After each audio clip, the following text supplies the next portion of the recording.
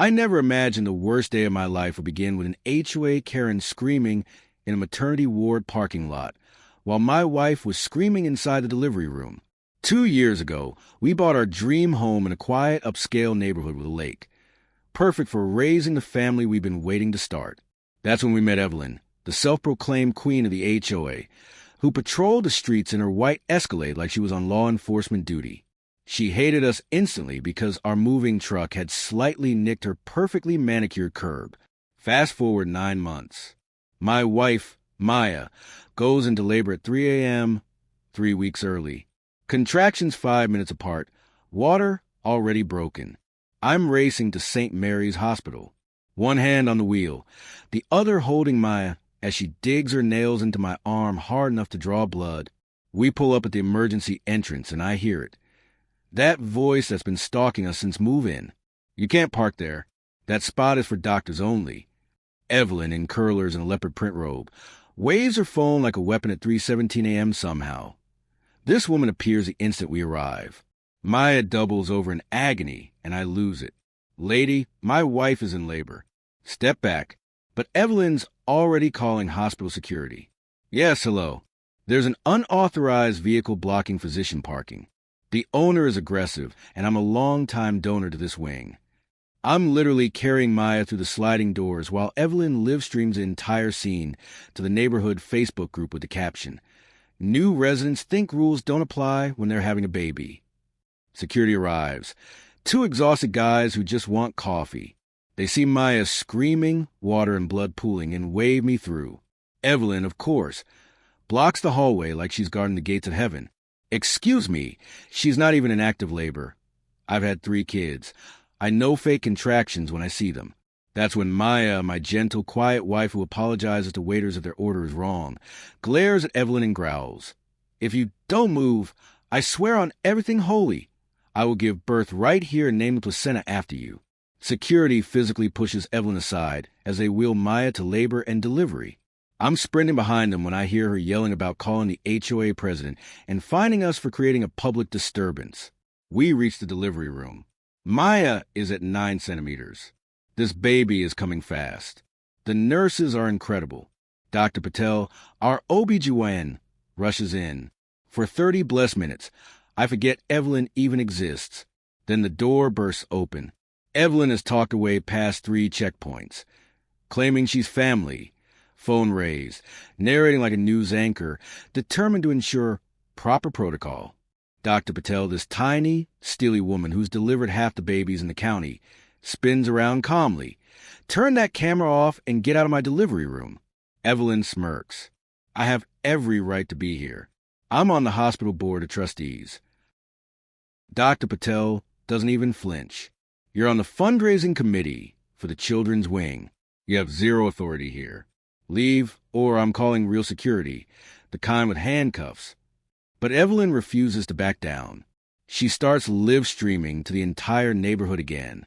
They're discriminating against concerned citizens. This is how donors get treated. That's when Maya, mid-contraction, rips off the oxygen mask and screams, "Get her out before I shove that phone where the sun doesn't shine." The next 30 seconds are pure chaos. Evelyn lunges for a better angle. A nurse slips on fluid pooled on the floor. Somehow, Evelyn ends up splashed with amniotic fluid all over her leopard print robe. She shrieks about assault charges. Dr. Patel hits the code button. Real hospital police show up, not the mall cop kind Evelyn summoned earlier. That's when everything goes nuclear. But I'm getting ahead of myself. Right now, my wife is pushing. The baby's crowning. And Evelyn is being dragged out, still screaming about lawsuits while recording herself being attacked. Little did we know, this was only the opening act. What happened in the next 24 hours would permanently ban Evelyn from the entire maternity ward and cost her something far more precious than her HOA crown. But in this moment, all I care about is the sound of our daughter's first cry, while the woman who tried to ruin the happiest moment of our lives is being escorted out in handcuffs for trespassing. If only that were the end. The instant our daughter cried, the room went silent. Maya slumped back against the pillows, tears mixing with sweat, whispering, "She's perfect," over and over. I cut the cord with trembling hands, while Dr. Patel finally smiled for the first time all night. Then the door slammed open again. Evelyn was back, this time flanked by 2 actual police officers she apparently called herself, claiming assault with bodily fluids. She pointed at the brown stains on her leopard robe as if presenting murder evidence. One officer glanced at the placenta in the metal tray, looked at Evelyn, and laughed out loud. "Ma'am, you're in a delivery room. That's literally the job description in here." But Evelyn wasn't finished. She demanded Maya be drug tested, claiming no one screams that much unless they're on something. Dr. Patel's expression shifted from exhausted to volcanic. She stepped between Evelyn and the bed like a lioness. "Officer, this woman harassed my patient during active labor, trespassed into a sterile field, and is now interfering with postpartum care. Remove her immediately." Evelyn played her final card. "Do you know who I am? My husband golfs with the chief of police." Officer Red Martinez didn't even flinch. "Lady, my wife gave birth in this exact room last year. Touch that call button again, and I'll cuff you myself." They dragged her out as she screamed about lawsuits, HIPAA violations, and everyone getting fired.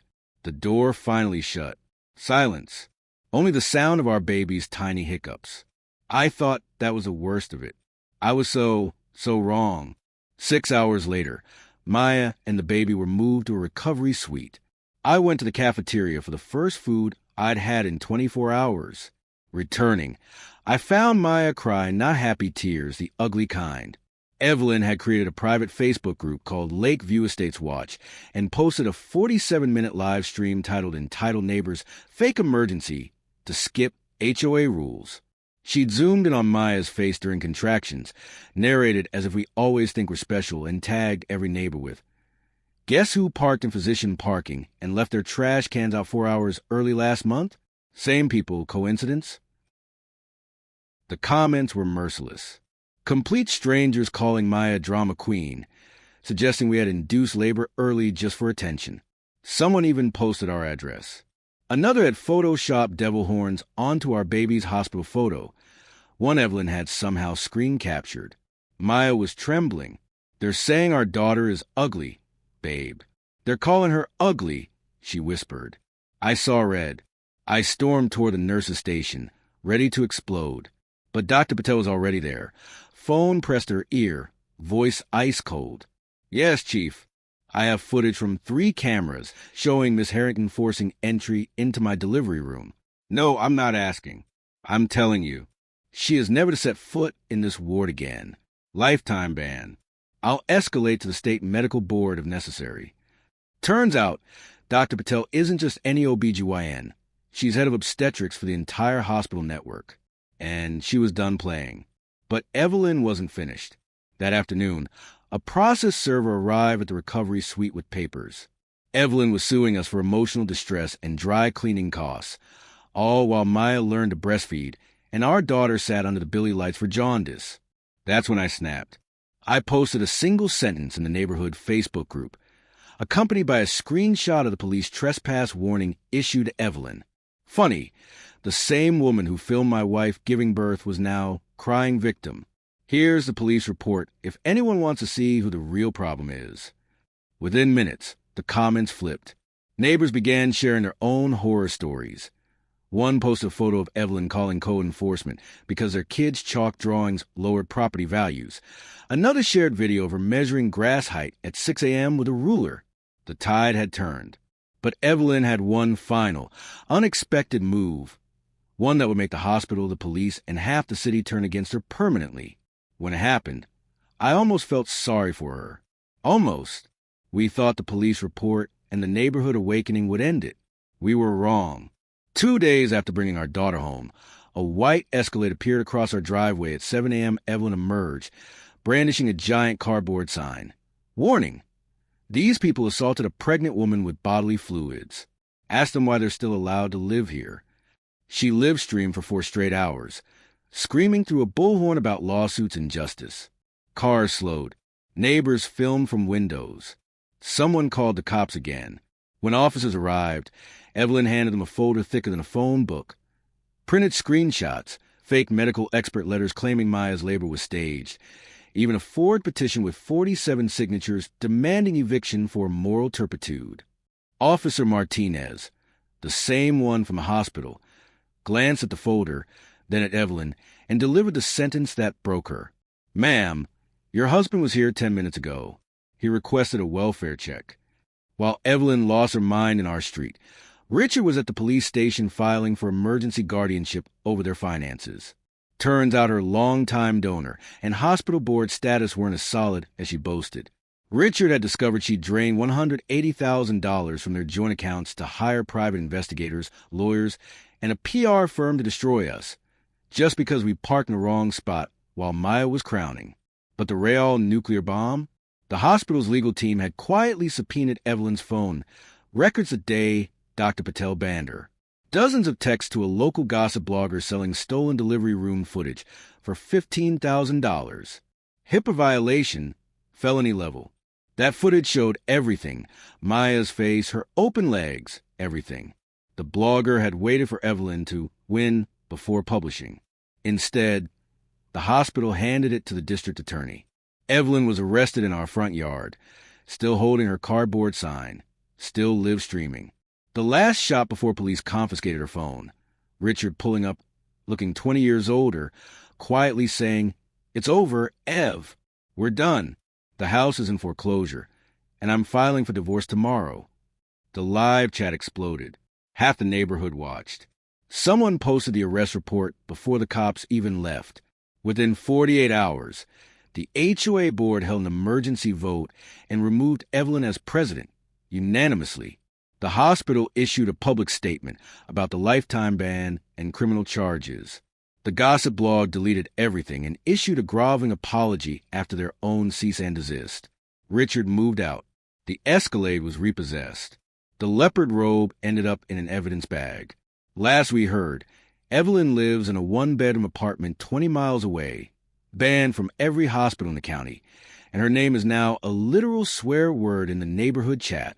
Maya and I, we still live in our dream house by the lake. Our daughter just turned 2, and every year on her birthday, Dr. Patel comes over for cake, saying delivering our baby that night reminded her why she became a doctor. Sometimes justice doesn't roar.